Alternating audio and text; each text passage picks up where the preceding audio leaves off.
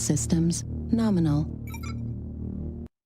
The Front Mission games are one of those long-running series that's largely gone under the radar for a lot of mainstream gamers, mostly due to the fact that the majority of its titles never officially released outside of Japan. Starting with the first entry in 1995 on the Super Famicom, the games are mostly turn-based strategy RPGs where you control highly customizable mechs called Wanzers, short for the German Wanderpanzer or walking tank, during various near-future wars and conflicts with numerous non-canon spin-offs into other genres like real-time strategy, third-person action, online third-person action, really janky third-person action, and arguably the best of the bunch, side-scrolling run-and-gun action RPG. Front Mission Gun Hazard is actually the second Front Mission game to be released, published by Square and developed by Omiya Soft, whose members previously worked at Messiah on the similar Assault Suits Valken, aka Cybernator in the West.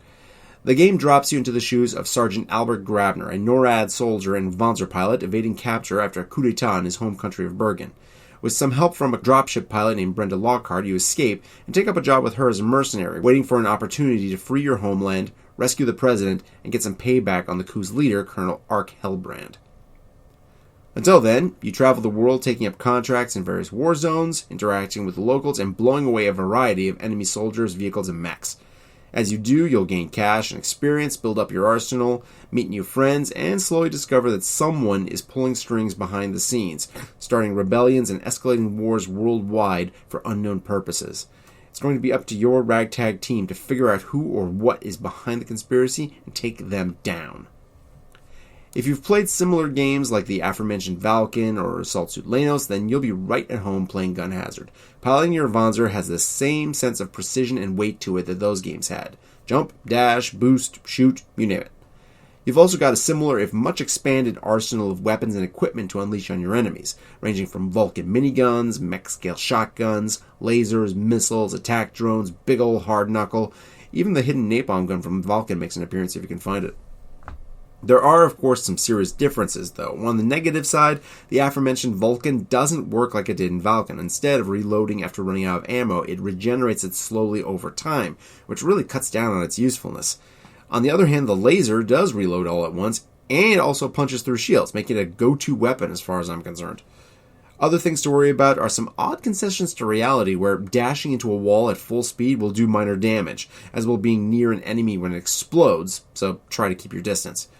You can also exit your mech at any time, either to explore for hidden goodies or progress your mission, with an unlimited jetpack allowing you to get where you need to go.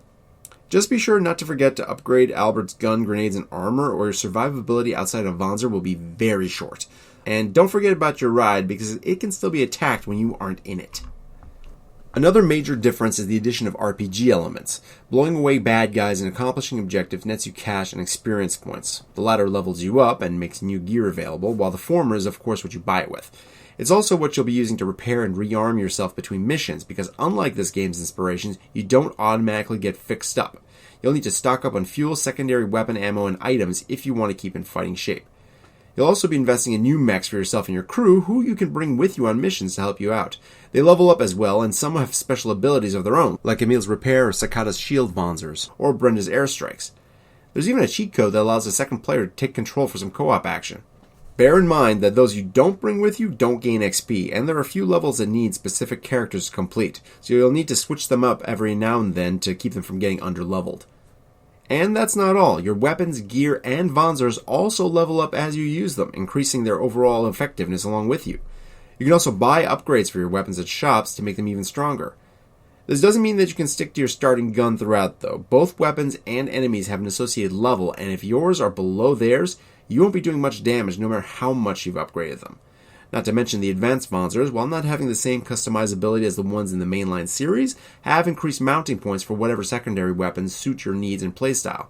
All this is going to dig into your Merc unit's budget, of course, so be prepared to scour the levels for pickups and even grind a few for extra bucks in XP. Luckily, there's plenty of them to go through, with over 100 stages spread across 10 maps ranging from bombed-out cities, peaceful villages, lush jungles, arid deserts, snowy mountains, even assaults on a massive airship and a space elevator, because if you intro your game with one of those, you're goddamn right the final boss is going to be at the top. And while many of these stages consist of move right and obliterate everything, there's a ton of variety in terms of layout and objectives.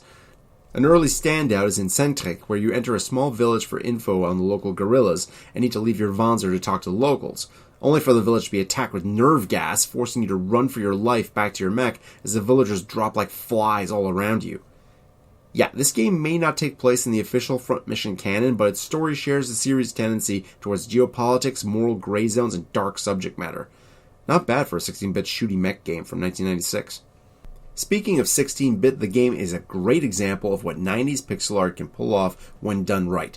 There's a ton of vehicles, mechs, drones, and aircraft with lots of cool detail, all fighting in beautifully detailed environments with awesome lighting effects. I mean, look at that sun setting over the desert dunes, wrecked Wanzers impaled in the foreign background. That is just gorgeous. About the only thing that doesn't look as good are the little human sprites, but ultimately this is a mech game, so the scale and attention went to them, especially those huge boss Wanzers that you take on.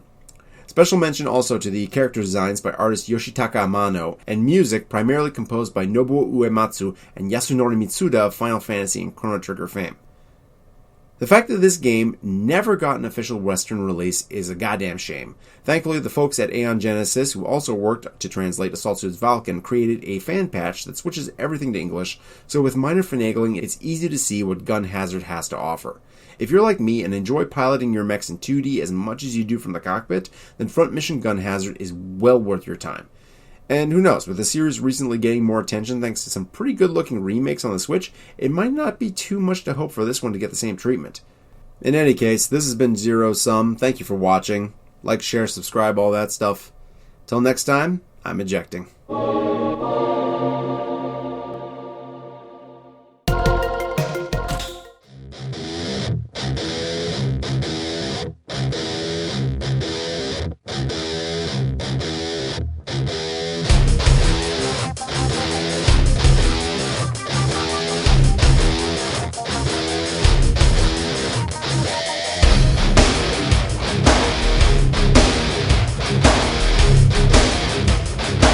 All primary objectives complete. Mission successful.